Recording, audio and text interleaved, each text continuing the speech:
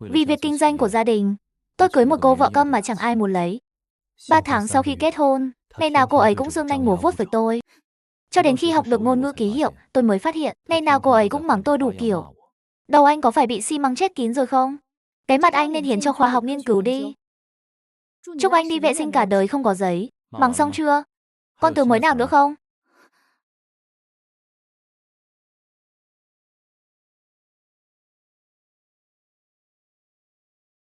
Diên Thâm, con sẽ cưới con gái của nhà họ Thẩm.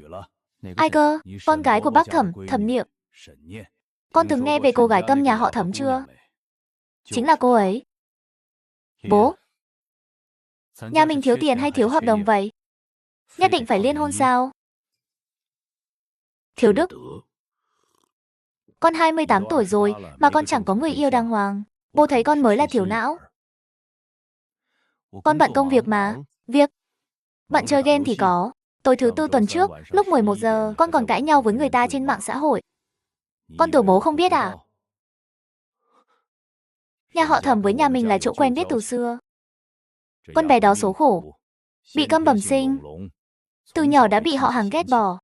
Nếu con không cưới, thì chuyện công ty, con cũng đừng xen vào nữa. Bố đang ép cưới đó. Đúng. Sao nào, con có định gọi đường dây 315 để kiện ta à? Diên Thâm à? Niệm Niệm là đứa hiền lành, tính tình cũng rất tốt. Chỉ là không thể nói chuyện. Con thông cảm cho con bé nhé. Lúc đó, tôi cứ tưởng cô ấy cảm động. Sau này tôi mới biết, cô ấy thấy mất mặt khi mẹ kể khổ cho người khác thương cảm. Khi đó tôi còn thấy cô ấy ngoan ngoãn, ít nói. Sau này mới biết mình ngốc đến mức nào.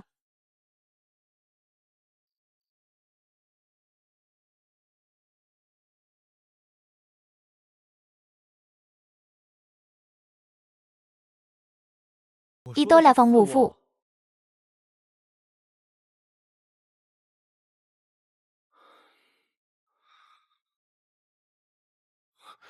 Lúc đó tôi còn thấy cô ấy khá ấm áp.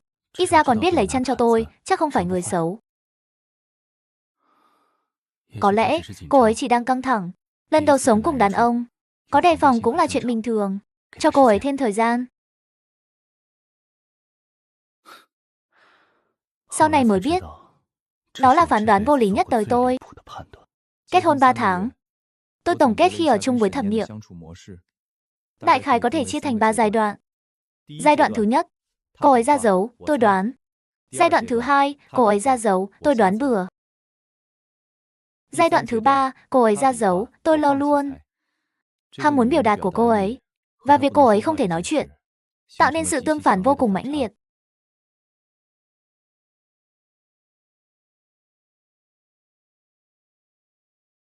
Tôi hoàn toàn không hiểu. Nhưng nhìn biểu cảm của cô ấy, tôi đọc ra được vài thông tin quan trọng. Thứ nhất, cô ấy rất ghét tôi. Thứ hai, cô ấy cực kỳ ghét tôi. Thứ ba, cô ấy ghét tôi đến mức chỉ muốn nhét tôi trở lại bụng mẹ để đầu thai lại.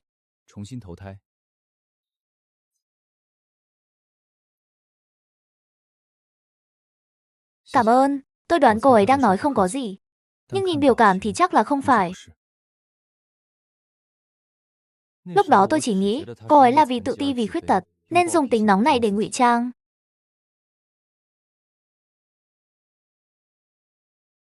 Anh em, vợ cậu có phải đang mắng cậu không?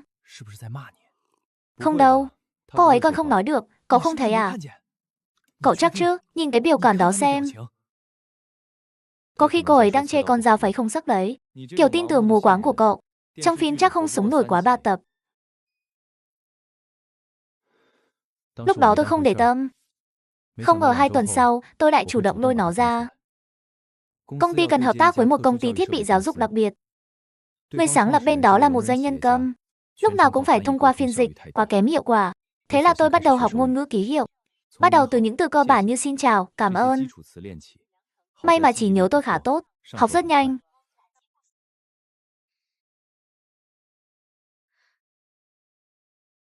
Không ngờ còn luyện được độ linh hoạt của ngón tay.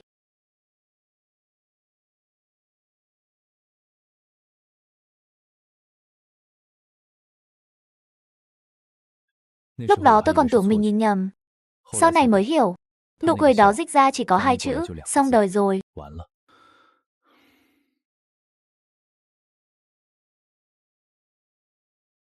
Dậy đi đồ heo con.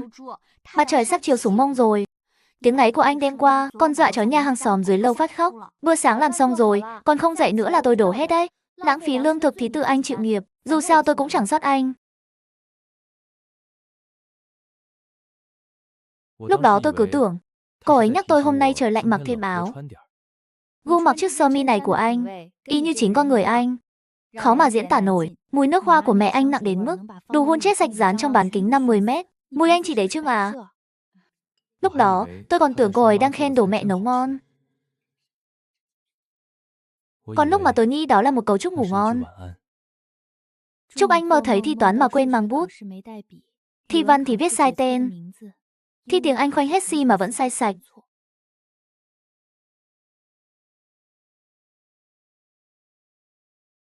Triệu Lỗi nói đúng. Có chết cũng phải chết cho rõ ràng. Ơ khoan, ai bảo tôi chết? Còn chưa biết ai mới thua đâu. Trận này cố diễn thâm tôi nhận. Cậu làm gì vậy? Học được ngôn ngữ ký hiệu rồi à? Rốt cuộc ngày nào vợ cậu cũng nói gì với cậu vậy? Cậu thật sự muốn biết à? Thưa lời. Ngày nào cô ấy cũng đổi đủ kiểu để mắng tôi. Ha ha ha ha. Không phải chứ, tôi chỉ muốn hỏi một câu. 3 tháng, suốt 3 tháng trời, cậu bị vợ mắng ngay trước mặt suốt 3 tháng. Mà không hiểu lấy một câu. Cô ấy dùng ngôn ngữ ký hiệu chưa có nói đâu. Tôi nghe kiểu gì? Cậu chưa từng nghĩ đến chuyện học à? Tôi cứ tưởng cô ấy đang trò chuyện với tôi. Có ai vừa trò chuyện vừa trợn trắng mắt, đến tận sau gáy không? Tôi thừa nhận khả năng đọc tín hiệu xã hội của mình đúng là có chút vấn đề. Nhưng không quan trọng. Quan trọng là phản công. Trong một tuần này, tôi học thuộc hết mọi câu chửi bằng ngôn ngữ ký hiệu. Không chỉ trong giáo trình, tôi còn lên diễn đàn, học cả những cách chửi dân gian sáng tạo. Dung lượng não của anh còn thua cả USB. Dáng đi của anh làm tôi nghi đầu gối anh lắc ngược rồi. Sự tồn tại của anh là thách thức lớn với thuyết chọn lọc tự nhiên. Tôi học thuộc hết rồi, còn tự sáng tác thêm vài câu. Ví dụ, đồ ăn anh nấu tuy vẫn ăn được, nhưng muốn ngon thì chỉ còn cách đổi đầu bếp. Tôi đứng trước gương luyện không dưới 20 lần, đảm bảo động tác mượt mà, biểu cảm đúng chỗ.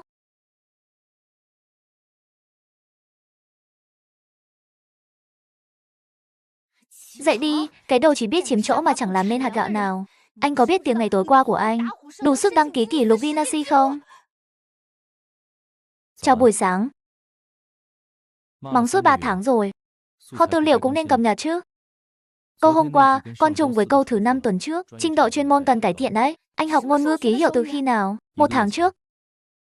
Nhưng thật sự bắt đầu hiểu em mắng tôi là từ 2 tuần trước. Vậy nên, đầu anh đúng là bị xi măng chết kín. Cái mặt anh đúng là có lỗi với 9 năm giáo dục bắt buộc. Chúc anh mỗi lần gọi đồ ăn đều bị thiếu một đôi đũa. Mấy câu này đều do chính em nói đúng không? Anh lén học ngôn ngữ ký hiệu mà không nói trước, đây là nghe lén, xâm phạm quyền riêng tư. Em mắng tôi ngay trước mặt, mà cũng gọi là riêng tư à? Lúc đó anh có hiểu đâu. Bây giờ hiểu rồi. Đó là vấn đề của anh. Nếu biết anh hiểu, ít ra tôi đã mắng với trình độ cao hơn. Logic gì vậy? Mắng thua rồi lại đổ tại người nghe biết muộn à?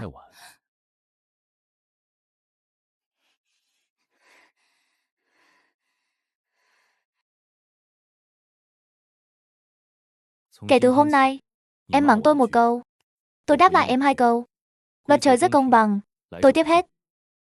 Anh tưởng học ký hiệu được vài ngày là mắng thắng tôi à? Tôi mắng người suốt 25 năm rồi. Vậy thì 25 năm kinh nghiệm của em, hôm nay chính thức đến lúc kiểm chứng. Phải công nhận cô gái này đúng là lợi hại. Anh ấy, nửa đêm đi vệ sinh còn không đóng cửa. Tích cả tủ lạnh đầy đồ cây, còn bày đặt nói dưỡng sinh. Ít ra tôi còn được cái xinh đẹp. Thế lúc em lấy tôi, sao không chê?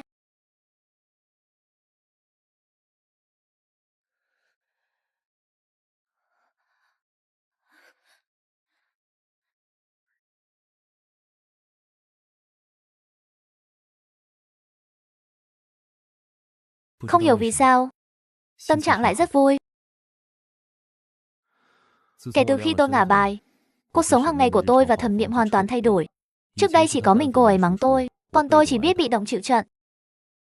Bây giờ thì đôi bên đấu khẩu, có qua có lại mới phải phép. Dậy đi, tối qua anh lại đá chân xuống đất rồi. So với tiếng em nghiến răng lúc nửa đêm, thì chân rơi xuống đất chẳng đáng là gì. Tôi nghiến răng thì liên quan gì đến anh? Cách một cánh cửa tôi vẫn nghe rõ.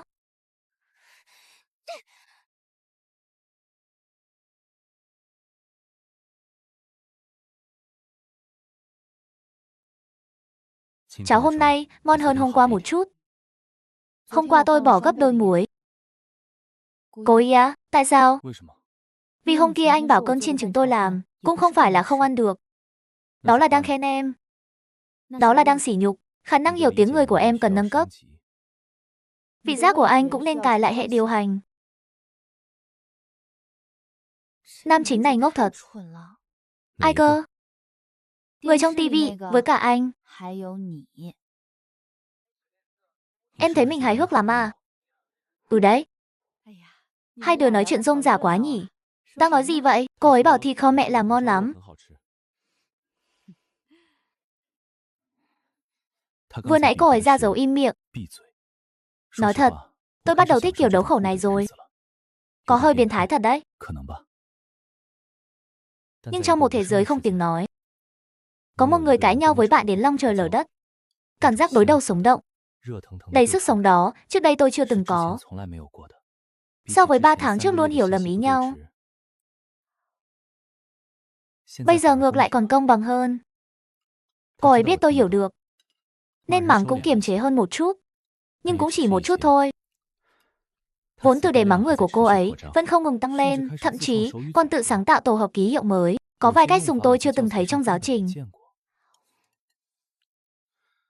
Nếu lấy kinh nghiệm mắng người của cô ấy đi viết tiểu thuyết, chắc chắn sẽ thành tác giả nổi tiếng nhất.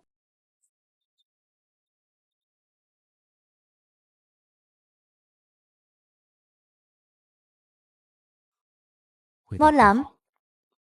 Cô ấy chưa từng đích thân nói với tôi một lời hay, nhưng có vài điều đâu cần nói thành lời.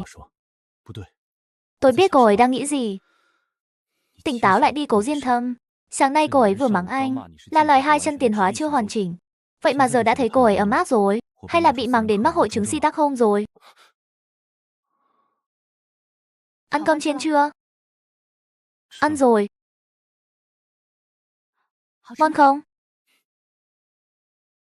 Tạm được. Anh nói tạm được. Trên mức trung bình một chút. Anh có biết đĩa cơm chiên đó tôi làm suốt 40 phút không? Đề nghị em nâng cao hiệu suất. Nhìn gì mà nhìn? Chưa từng thấy người mặc váy à? Chưa từng thấy em mặc váy. Lát nữa đông người. Có ai chào thì cứ gật đầu mỉm cười. Lúc mắng người thì nhớ ra giấu kín một chút. Lo có người hiểu ngôn ngữ ký hiệu. Đâu phải ngày đầu tôi ra ngoài. Lo chuyện bao đồng. Cố Tổng, đây là chị dâu phải không? Đẹp thật đấy, Cố Tổng đúng là có phúc. Nghe nói chị dâu không tiện nói chuyện. Không sao, không sao. Bọn tôi đều hiểu mà. Ông hói vừa nãy mỗi lần nói một câu, đèn trên đầu lại phản chiếu một lần, làm chói cả mắt tôi. Đó là tổng giám đốc Lý, nhà cung cấp lớn nhất của chúng ta, nên em không được chê ông ấy hỏi. Tôi có nói ra đâu. Tôi chỉ ra dấu cho anh xem thôi. Em không nói thì ai biết chứ. Cố Tổng, đây là chị dâu phải không? Đẹp quá. Chị dâu, chào chị.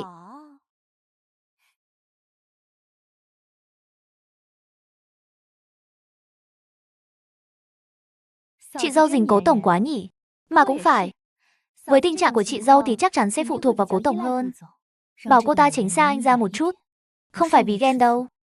Mùi nước hoa trên người cô ta làm tôi buồn nôn. Rõ rồi, Khảo Ánh, cô đi làm việc đi.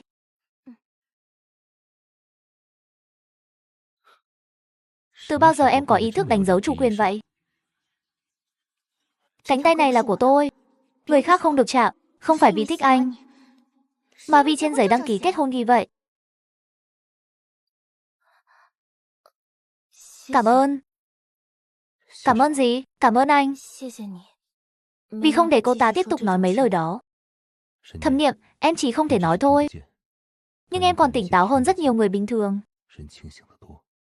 Nói xong chưa? Mau lái xe đi, tôi buồn ngủ rồi. Hôm nay trời lạnh, mặc giày một chút rồi hãy ra ngoài. Không phải lo cho anh đâu, anh mà cảm lạnh lây sang tôi thì bẩn lắm. Những ngày sau đó, kiểu đấu khẩu của bọn tôi dần thay đổi một cách tinh tế. Anh không muốn sống nữa à? 10 giờ rồi còn chưa về, anh mà đột tử, tôi thừa kế tài sản của anh cũng không phải không được. Nhưng đống xe rách của anh thì tôi chẳng muốn chiếc nào.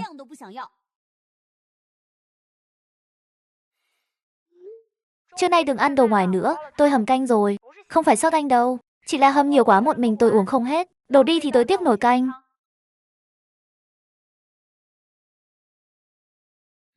Vẫn đúng phong cách đó.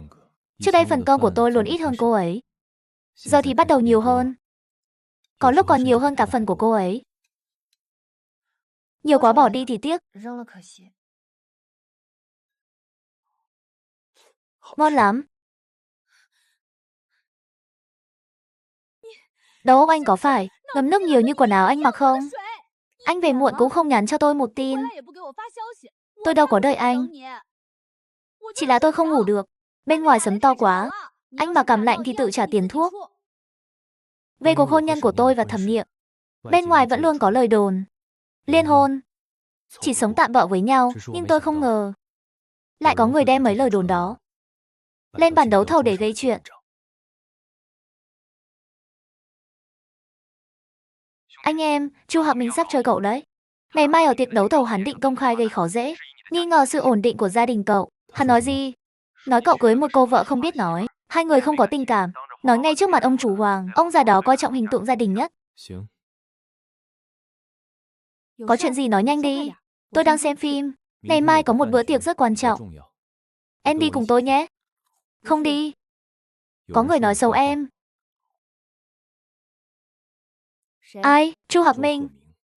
Hắn nói chúng ta không có tình cảm. Nói em là người không thể nói chuyện. Không xứng làm thiếu phu nhân nhà họ Cố. Được. Cố tổng, hôm nay chị dâu đẹp thật đấy. Khảo Lam mới thấy chị ấy ra ngoài.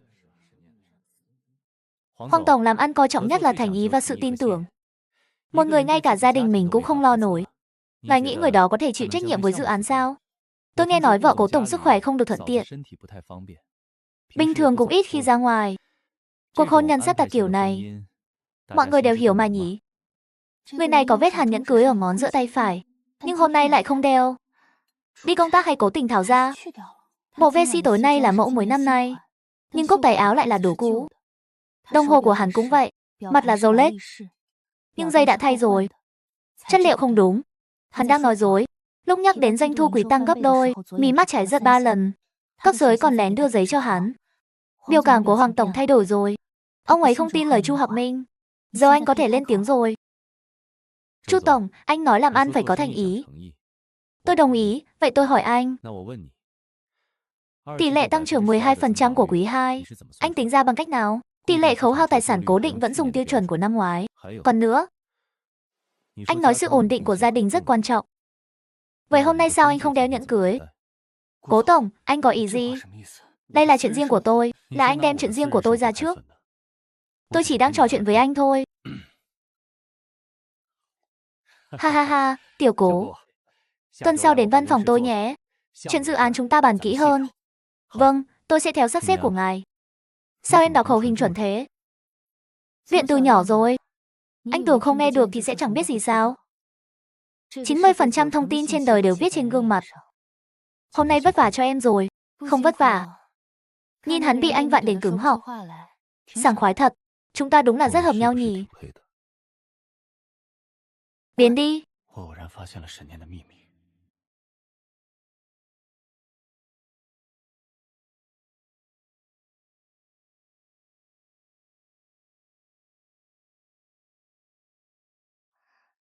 Không sao, làm lại lần nữa.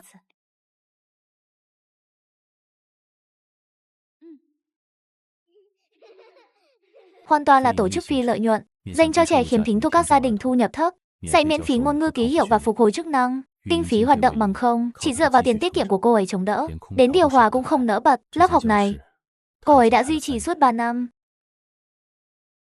Tôi hiểu rồi. Cả vào nhà họ Cố, Ông nội sẽ tặng nhà họ Thẩm một khoản sính lễ rất lớn.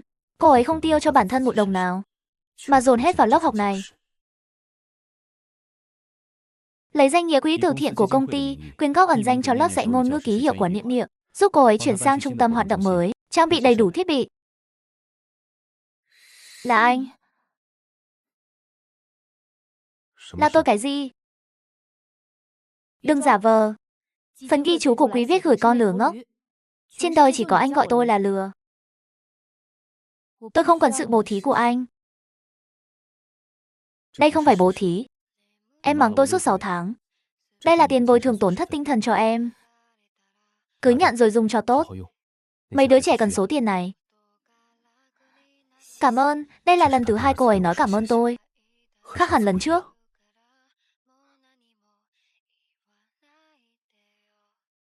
Anh vẫn xấu như vậy.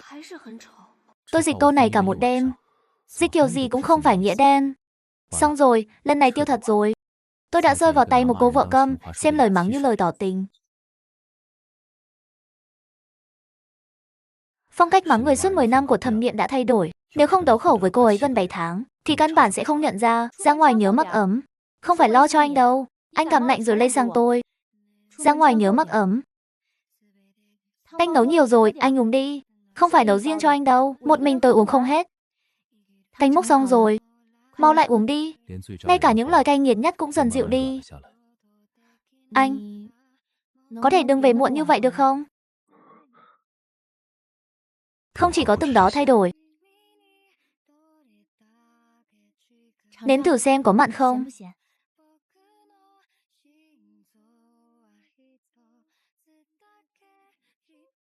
Vừa đẹp. Cuối cùng cái miệng anh cũng có ích. Điện thoại anh đâu? Điện thoại anh đâu? Tôi gọi đến 17 cuộc rồi. Anh bị bắt cóc à? Hay anh xảy ra chuyện gì rồi? Tôi chỉ xuống siêu thị dưới lầu thôi, không thể báo trước một tiếng à? Quên mang điện thoại.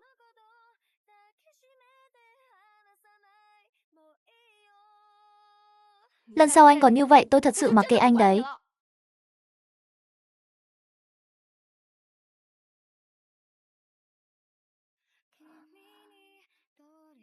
Thẩm Niệm, tôi ở đây.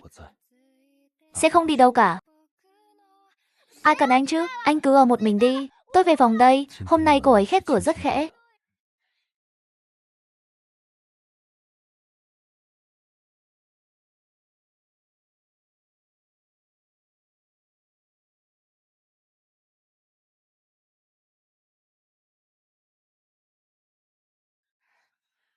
Cảm ơn. Cô ấy nói cảm ơn mọi người đã đến ủng hộ các em nhỏ hôm nay. Cái trường nát này thì dạy được cái gì chứ? Đến bản thân còn không nói được mà đòi dạy người khác. Đừng động. Tôi không nghe được. Nhưng tôi không ngu. Mỗi một đứa trẻ tôi dạy đều có giáo dưỡng hơn anh.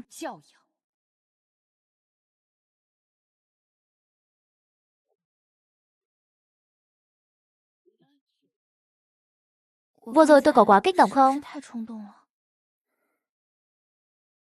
Không hề, em nói rất hay. Người đó chắc chắn sẽ đi khắp nơi nói.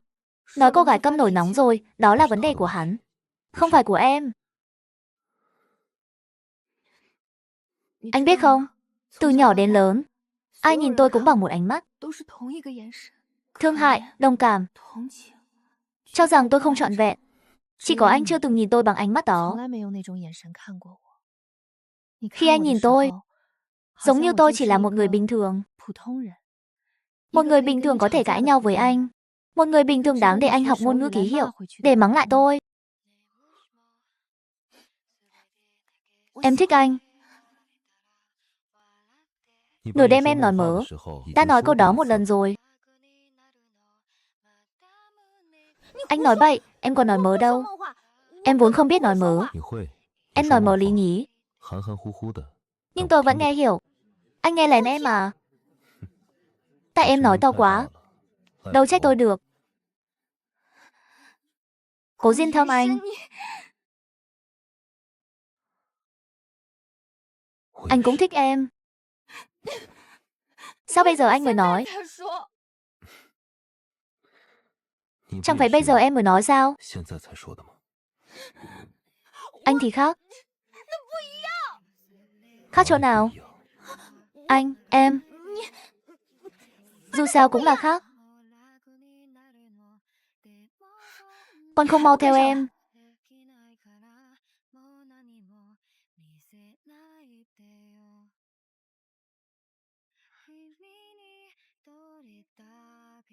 Từ hôm nay, anh không cần ngủ sofa nữa.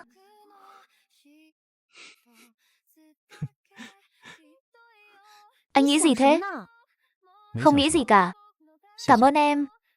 Được ngủ cùng em là tốt rồi. Nhưng nếu anh còn nấy nữa, em sẽ quăng anh về sofa. Được. Có những điều vốn chẳng cần nghe thấy, chỉ cần cảm nhận là đủ rồi. Hai người giờ không cãi nhau nữa à?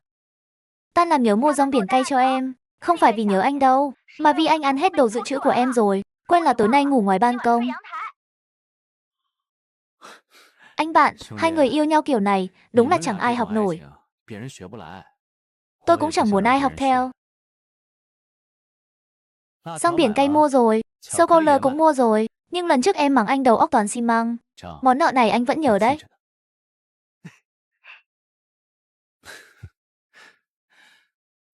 Cuộc sống thế này cũng rất tốt.